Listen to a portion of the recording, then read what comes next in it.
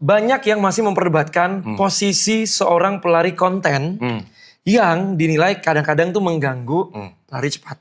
Pelari konten tapi di depan menghalangi pelari cepat lainnya. Saya mencoba untuk membela Anda ini. Jadi disclaimer, saya hanya mengimpersonate aja. Mengimpersonate ya. Jadi saya mewakili suara minoritas ini. Ini yang impersonate orang-orang yang nggak tahu diri. Tarik nih, mumpung ngomongin Berlin nih. Yang itu kan berarti WMM ya, kelas internasional. Ada juga gak sih orang gak tahu diri? Bukan pelari Indonesia ya. Pelari dunia. Nah ini dia. Yang konten-konten juga. Nah ini dia. Ada. Di luar negeri pun juga ada yang konten seperti itu. Dan pada saat start pun juga yang loncat-loncat ke wave-wave itu juga ada.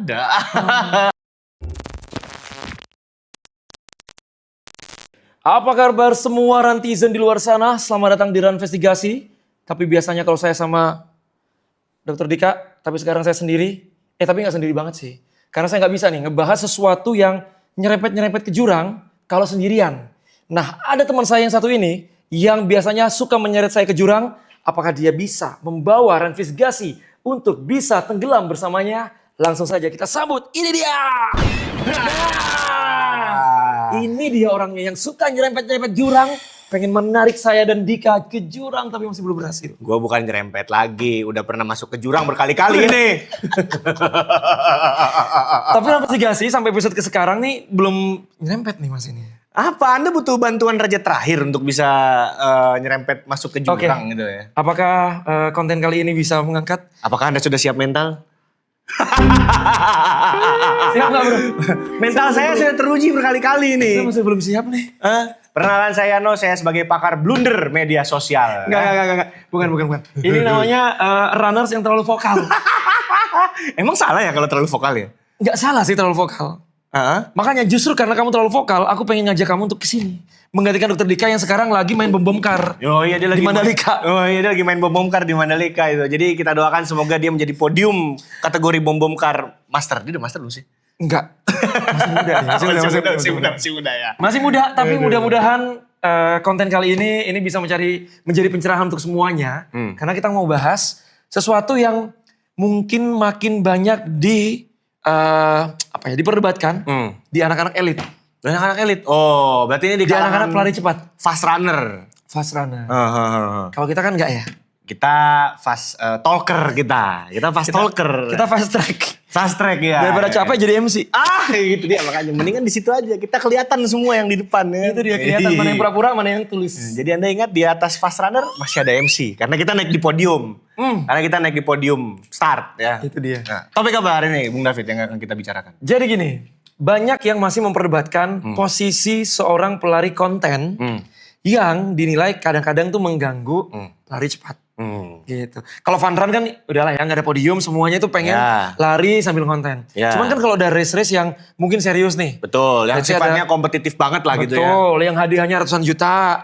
Sebut saja kemarin yang di Bali gitu kan. Tapi masih ada beberapa orang yang dinilai nggak tahu diri, lu cuma datang mau konten, tapi kenapa di depan? Lu.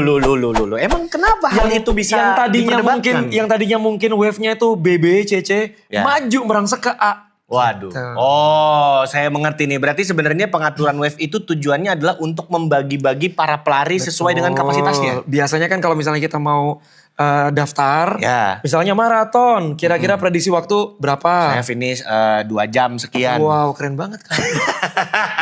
Nah kadang-kadang tuh ada yang begitu, hanya untuk mendapatkan bib race prediktor ya. Iya, itu halu sih. Tapi kejauhan. Ya. Nah gimana, menurut dirimu yang mungkin pernah menjadi elite runners? Belum ya? Oke, gini. Saya disclaimer dulu nih ya, karena sebagai pakar blunder media sosial ini, saya takut blunder juga di konten sendiri nih. Jadi sebenarnya ini saya coba memposisikan sebagai Anda yang melakukan hal itu di race lari konten tapi di depan menghalangi pelari cepat lainnya. Saya mencoba untuk membela Anda ini. Jadi disclaimer, saya hanya mengimpersonate aja. Mengimpersonate ya. Jadi saya mewakili suara minoritas ini. Ini yang impersonate orang-orang yang nggak tahu diri. Duh, maaf ya bukan nggak tahu diri. Orang yang hati-hati. Sorry, maaf. Mungkin yang kepedean untuk di depan padahal cuma pengen konten doang. Ini beda dengan aku pribadi ya. Kalau aku misalnya jadi kayak lari nih, aku pasti akan ada di layer ketiga. Layer ketiga? Karena gini, kita kalau nge-MC selalu kan ngasih tahu, untuk teman-teman pelari konten hati-hati, tolong berikan line depan untuk pelari cepat. Bisa gitu kan? Tapi dirimu kok suka maju? Oh, nah sebenarnya begini Pak, saya bisa jelaskan seperti itu. Jadi ketika kita mendaftarkan sebuah race, ya, pasti kita akan mengisi kolom-kolom itu ya. Betul. Pertama dari registrasi dulu nih, karena kan kalau kita tahu kita suka memasukkan waktu terbaik kita atau PB, kita kan suka ngisi tuh PB kita berapa gitu. Kadang masukin PB itu kan juga kita lihat spesifikasi waktunya mungkin berapa jam sampai berapa jam. Kadang itu kita juga suka pengen berada di tempat yang cepat. Berangan-angan. Pengennya ya seginilah. karena kita udah percaya diri nih dari konsistensi yang selama ini kita jalani gitu ya. Mudah-mudahan kita bisa achieve waktu target sekian. Jadi istilah katanya, bisa kali ini gue segini gitu. Biasanya saya 10K itu mungkin cuma 1 jam 20. Bisa kali saya 1 jam gitu 20 menit masih putar doang gitu untuk untuk bisa ditembus waktunya dalam waktu ditempuh. Ya, Ditebus gitu. janjinya. Ditebus mah ini foto ya kan. Oke. Seperti itu ya kurang lebih. Nah, begitu kita sampai di dapat bip udah ketahuan tuh wave-nya di mana. Wave-nya ya oke. Let's say kalau cepet A gitu ya. Kadang-kadang juga itu mungkin ya official yang bertugas itu juga tidak ngecek gitu. Iya sih. Mungkin kalau event-event yang kredibelnya kelas tinggi gitu ya itu officialnya suka di brief. Oke, jangan Pak ini bip gini wave yang ini di sana, wave yang ini di sini gitu. tapi Cuma kadang-kadang ada juga yang Nah itu dia, tapi terakhir kemarin di Pulau Dewata, itu ada yang panitianya kalah galak. oh gitu. Nah Iya, itu. dibentak dikit langsung kayak yaudahlah mungkin gak mau ribut kali ya.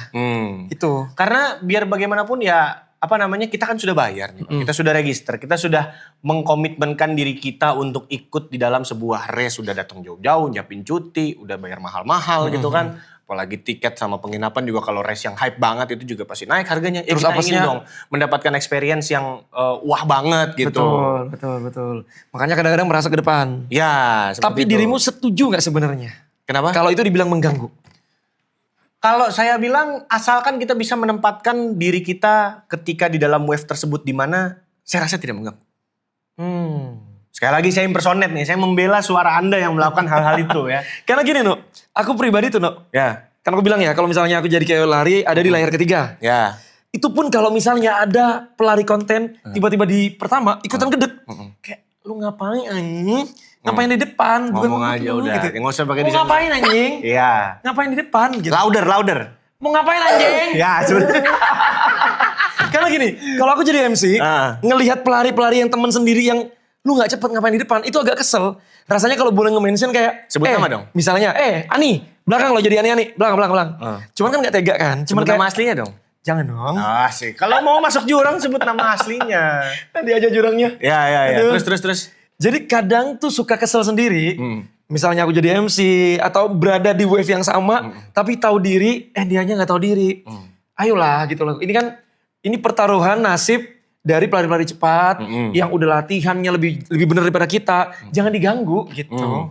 Karena maksudnya begini loh, ketika kita melihat hype start itu ya, hype start itu kan hype yang wah untuk seorang pelari gitu ya. Iya sih. Kalau biar masuk konten itu loh, kan start 3, 2, centes begini tuh kelihatan di belakang tuh. Terus Ada konfeti asapnya, gitu kan. iya ada smoke gunnya, ada konfetinya itu tuh kayaknya bagus Iya banget buat sih. konten gitu loh. Jadi saya mencoba untuk mewakili suara-suara Anda yang coba berdiri di depan tapi mungkin agak kurang sadar diri akan kapasitasnya. Mungkin itu adalah bagian dari experience yang ingin kita bagikan ke orang lain. Maksudnya biar bagaimanapun kan event harusnya terbantu dengan adanya konten kita shoot begini ya kan. Orang-orang, seru juga ikut event lari ya. Seperti itu. Tapi pernah gak dirimu berada di posisi itu dan anjir gue ganggu terus sadar diri gitu. Walaupun terlambat karena udah lanjur flag off. Kalau pada saat event lari itu kita memang sudah sibuk dengan diri kita sendiri. Jadi kita sudah mempersiapkan dengan sudah dandan pagi-pagi. Jadi kalau selama ini sih ya, saya sebagai pelari yang sok kencang itu kayaknya enggak ya. Emang gak tahu diri dia. Kayaknya enggak ya. Bener-bener. Ya karena asik aja gitu loh kita. Jadi istilah katanya nih kita udah daftar, kita udah mengkomitmenkan diri kita gitu loh. Jadi saya pengen mendapatkan experience yang sesuai dengan apa yang sudah saya keluarkan untuk event lari. Karena gini gemesnya kenapa aku gemes banget. Pernah pas lagi lari, let's say misalnya aku ambil case ya LPS yang kemarin. Aku tahu diri karena memang jadi kayak lari cuman kondisiku baru recover dari sakit. Aku tuh bener-bener ngambil ya mungkin 5 baris ke belakang lah. Tapi ngambil yang paling kiri. Karena tahu kalau di tengah akan ketubruk. Itu pun masih ketabrak-tabrak dan aku kayak oke sorry minggir. Nah, aku takutnya kalau ada teman-teman yang lupa diri, konten doang tapi mau di depan, kayak begitu. Sering kan kita ngelihat ada video yang sampai jatuh, ditabrak apa segala macam. saya Itu pernah ganggu lihat. banget kan? Saya pernah lihat. Itu dia maksudku. Apalagi kalau misalkan, nah tapi pastikan kalau Anda melakukan hal itu, cengkeraman Anda dengan dengan handphone Anda itu harus kuat. Iya sih. Karena- Kalau yang tiba-tiba jatuh kan Nah, ribet. iya, karena ini saya ganti cosplay lagi ya sebagai MC ya. Kadang suka menemukan ada barang-barang handphone yang jatuh, orang kesandung pada saat start. Jadi pastikan kalau memang Anda mau melakukan hal itu, Anda sudah siap dengan resikonya. Itu dia. Gitu. Paling tidak Anda perkuat latihan core Anda dan juga stabilitas Anda kalau memang Anda ingin melakukan hal seperti itu. Dengan start di depan di samping pelari elit. Tapi paling tidak seperti kita berada di wave depan, itu kan ada rasa kebanggaan tersendiri ketika kita berada di sebelah Mas David Rizal gitu kan. Anjay. Ketika kita berada di sebelah Mas Agus Prayogo gitu kan. Nah, kalau Mas Agus Prayogo betul.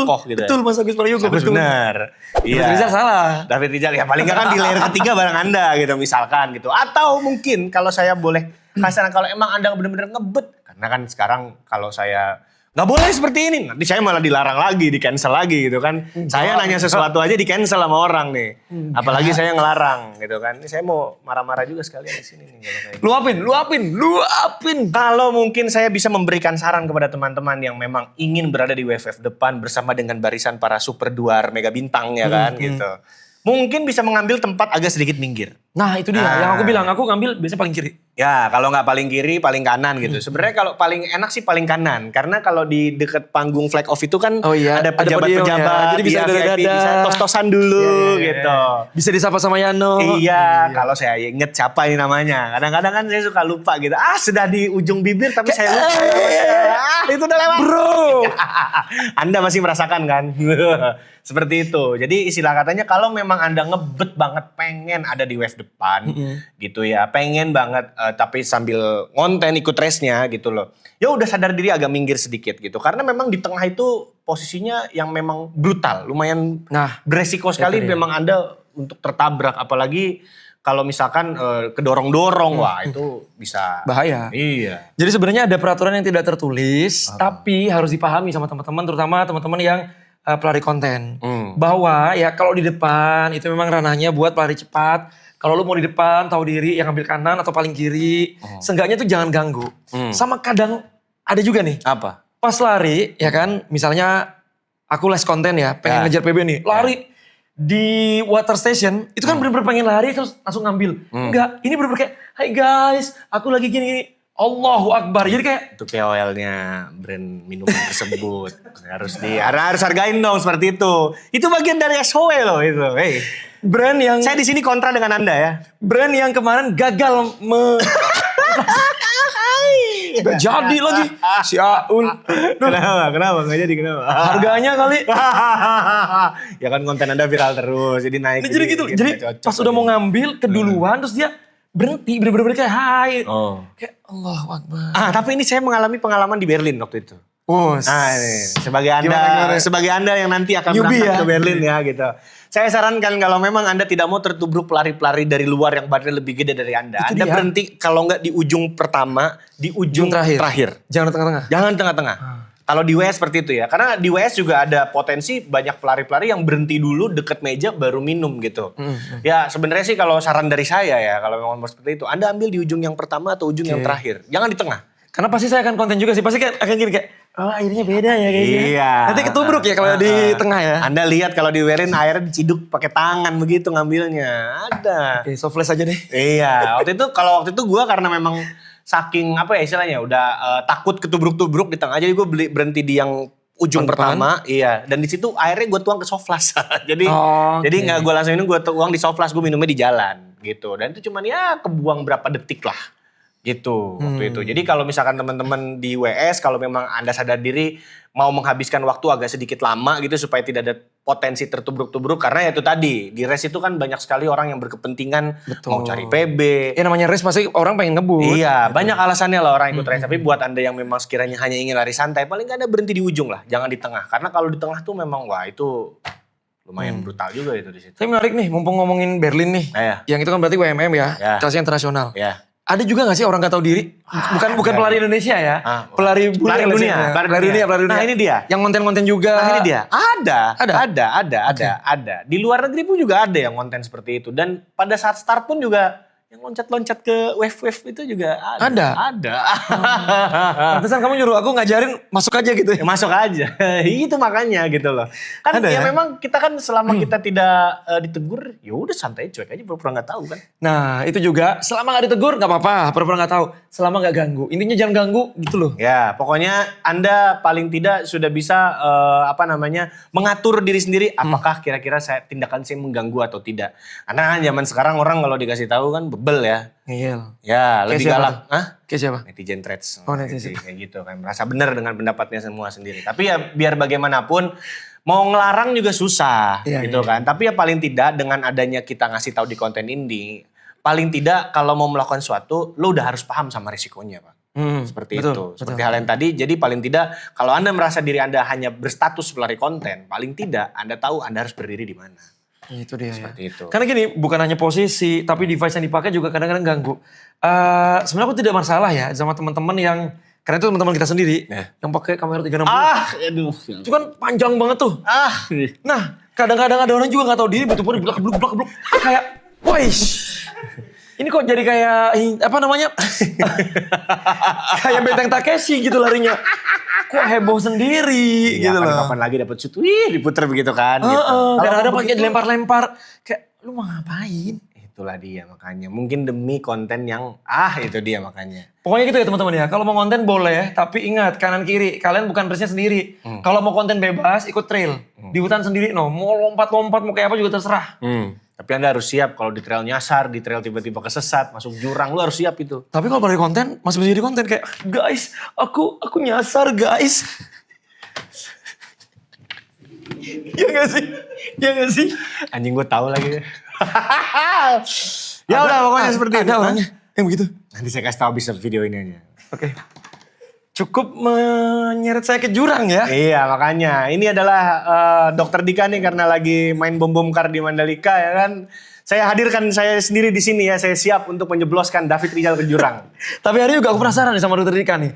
Dokter Dika, nanti Dokter Dika kalau misalnya ngeliat tayangan ini, coba ikut komentar di kolom komentar, ikut diskusi di situ. Kira-kira kalau pandangan Dokter Dika gimana? Nah ya, karena saya di sini hanya bisa mewakili. Karena saya merasa saya nggak punya kapasitas apa-apa. Kapasitas blunder, iya. Itu ya. Jadi paling tidak untuk para pelari, sadarlah dengan kapasitas diri Anda kalau mau ikut race ya. Gitu dia. Sadar, jangan sampai mengganggu orang lain. Dan sadar kalau waktu kita kayaknya sudah mau habis ya. Udah mau habis. Ya udah kalau gitu kita akan langsung tutup saja episode Runvestigasi kali ini. Bersama saya Yano, pakar blunder di media sosial. Dan juga bersama saya David Rizal, hampir blunder. ya. Terima kasih. Assalamualaikum. Sampai jumpa. Waalaikumsalam warahmatullahi wabarakatuh.